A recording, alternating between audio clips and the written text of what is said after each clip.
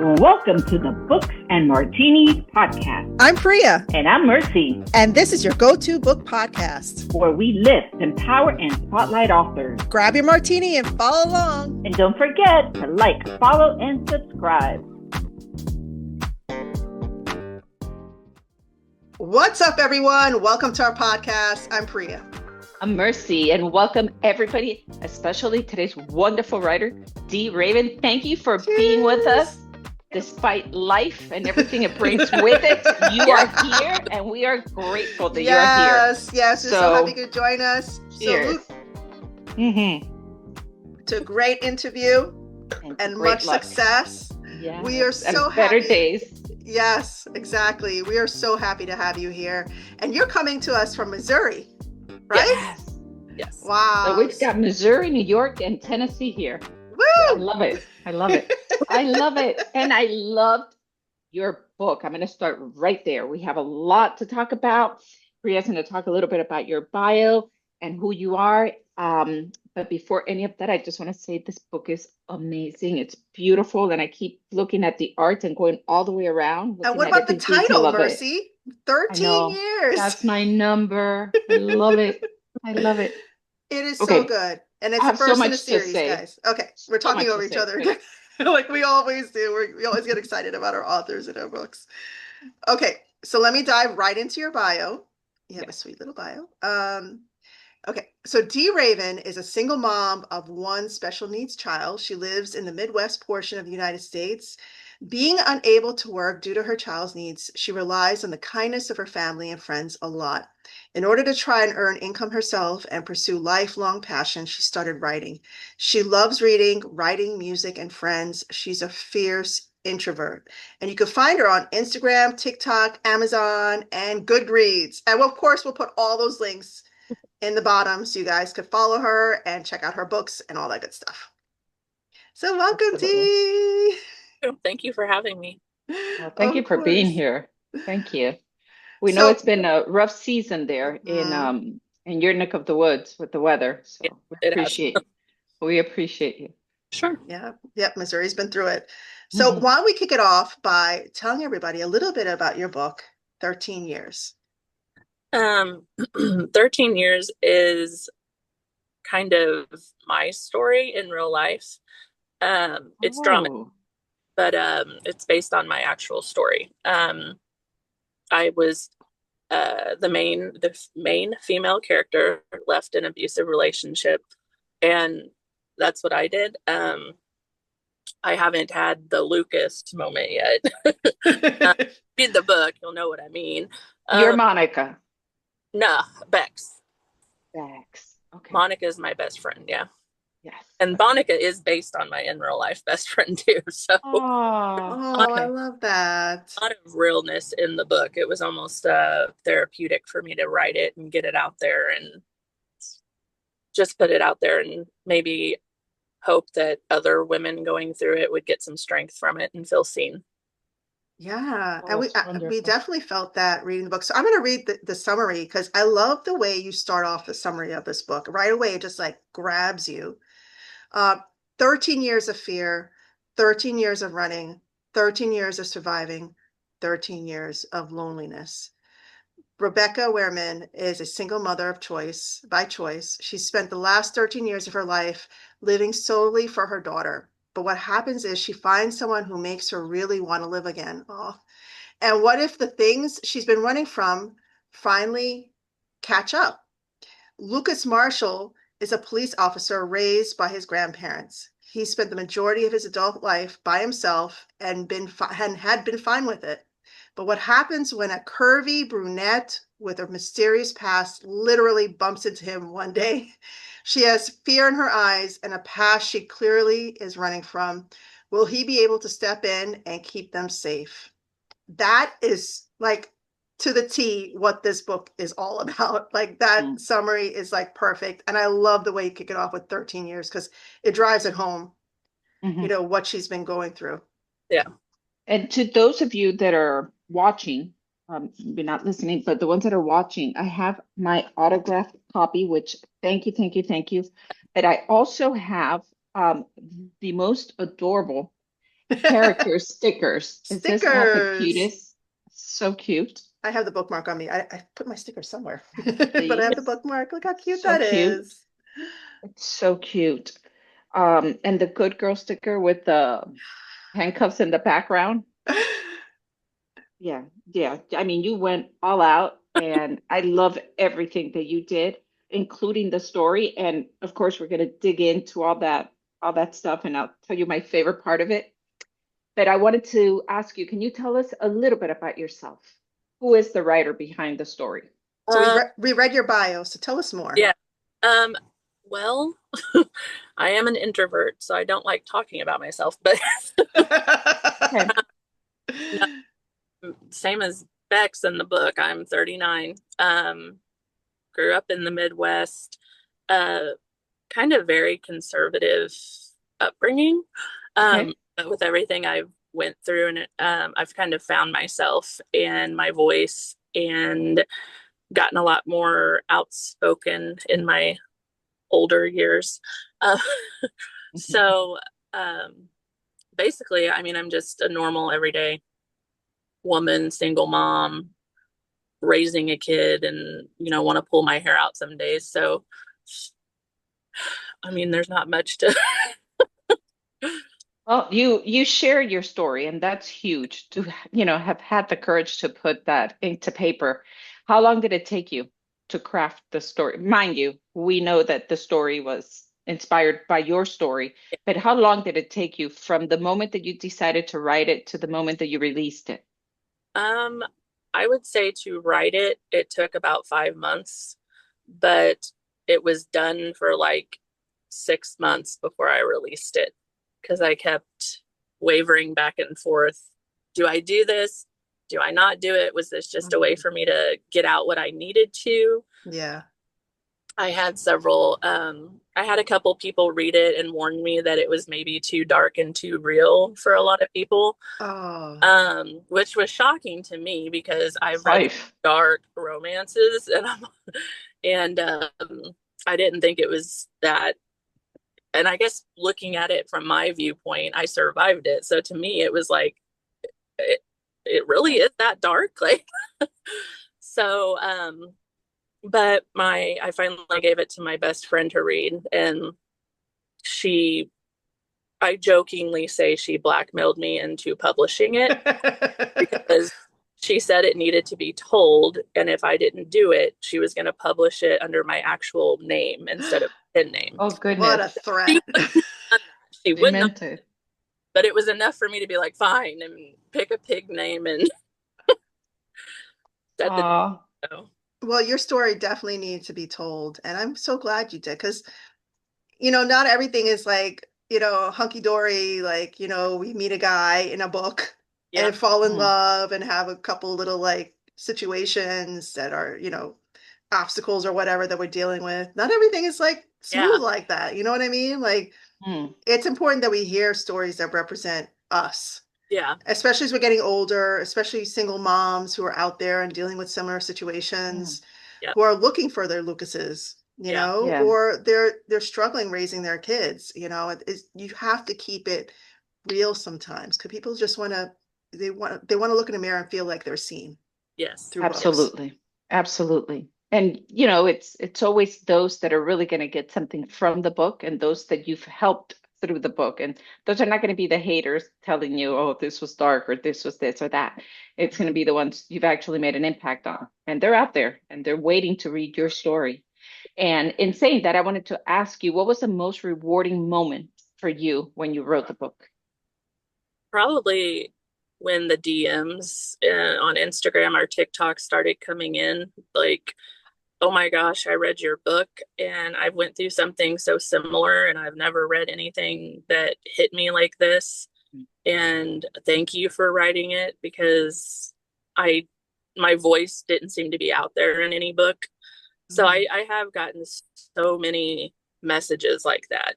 And I've said if that's all that comes from me writing, I mean, that's the best part because I felt alone for 13 years. And it's nice to know that there's women out there, in return that just like they feel seen, it's making me feel seen that they read the book and said, thank you.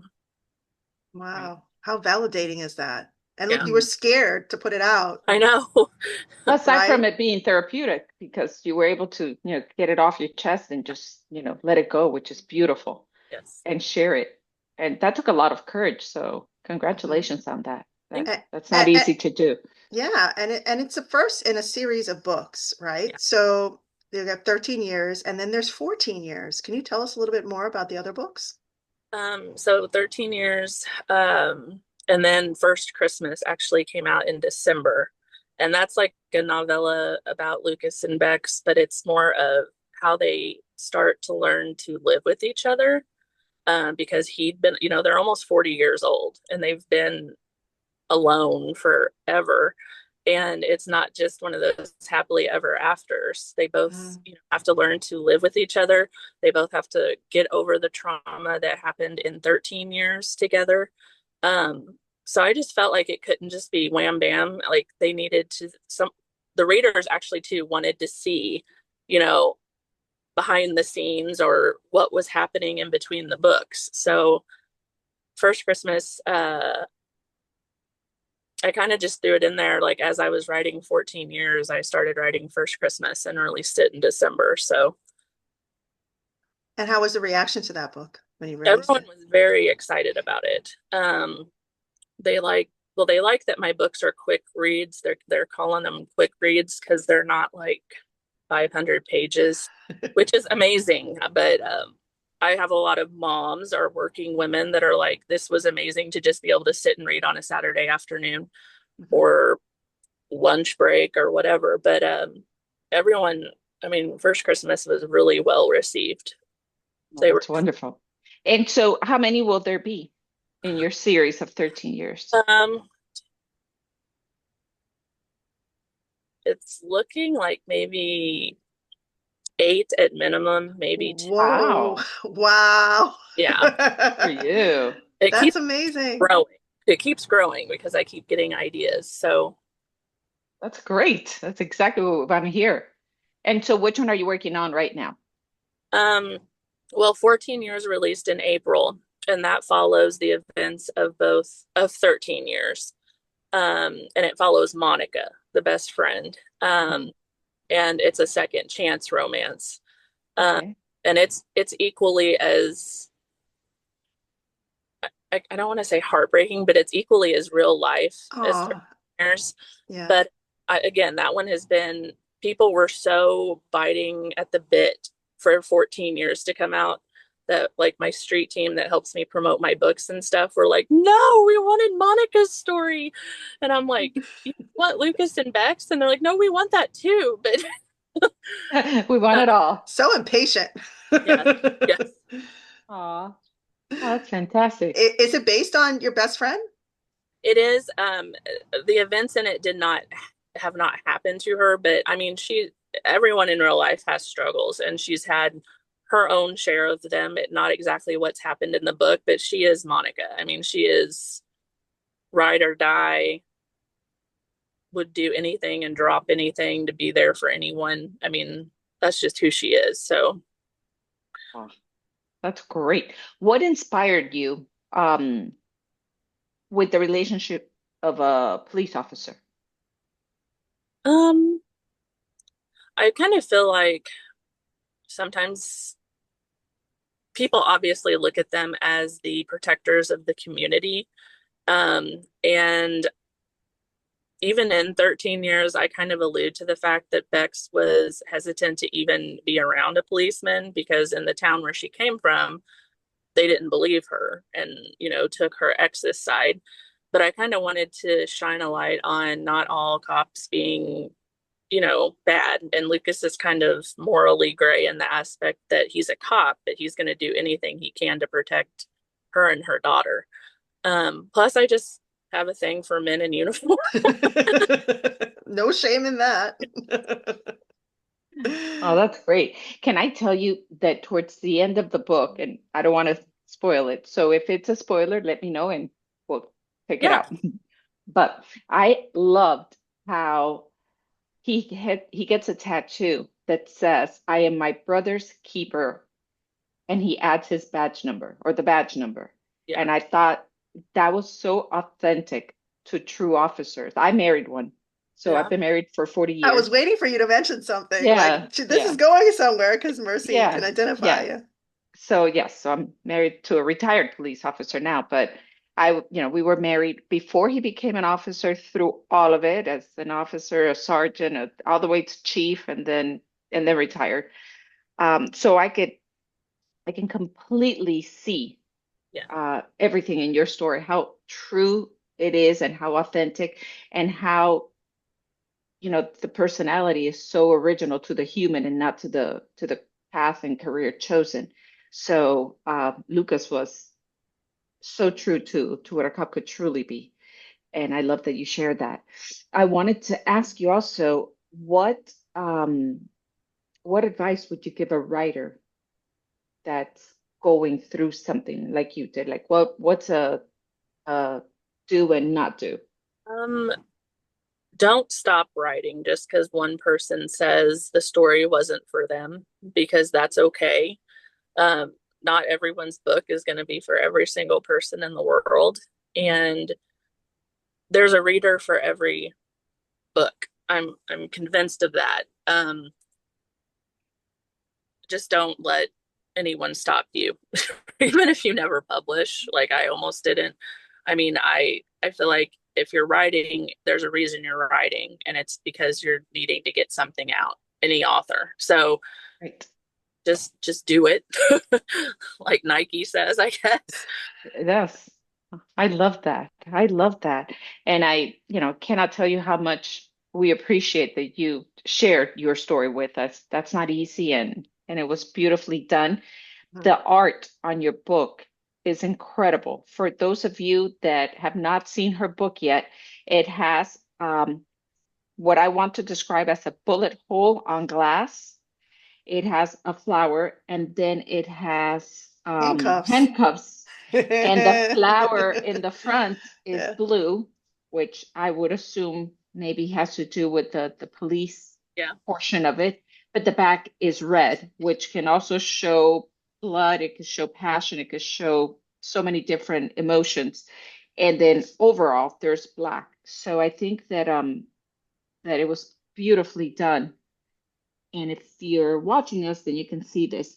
Where can readers find this amazing book? So I have an Etsy shop where I do sell signed copies, and sometimes do pre-orders of like books before they come out, and the stickers and bookmarks and etc. And that's D Raven Writes Romance, just like my Instagram handle. And they're all available on Amazon, ebook, Kindle Unlimited, physical copy. And 13 Years and First Christmas are out on audiobook. Oh, wonderful. So they're on Audible. And then my book that I wrote that's not part of this series is just finished being recorded. We're waiting for it to go live. And that's Unsuspecting Valentine. It was a day novella, and it has nothing to do with Finding Freedom series. And 14 Years is in the process of being recorded currently.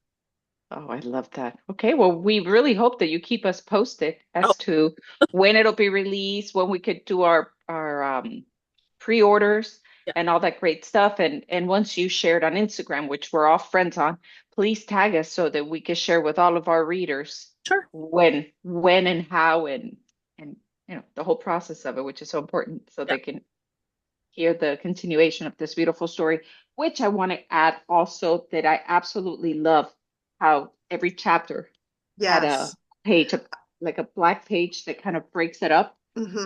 That's like the visual of it, like helps you to keep track. And I appreciate that. Not a lot of books have that. There's so much detail, and once you start reading it, you'll finish it that same day. Hands down. It's that great. Yes. So before you leave us, what's next for you? Well, right now I'm one of those like adult ADHD. I have like 4 books going right now. Wow. it's like Monica and her male main character's Christmas novella, and then a surprise I can't say that I'm doing with another author. Ooh. And then I'm working on a Lucas and Beck's novella, another one. And then 15 Years is the next book in the Finding Freedom series that will follow another couple. So I work on whichever one I feel like is yelling at me the loudest that day. That's all you needed, more yelling. Yep.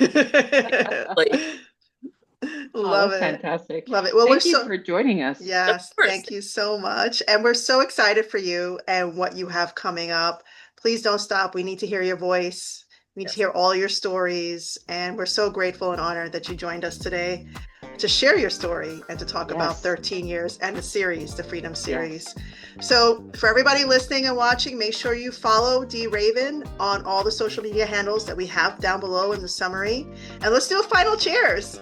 Absolutely. Cheers to your success. Yes. And a beautiful day of amazing things happening.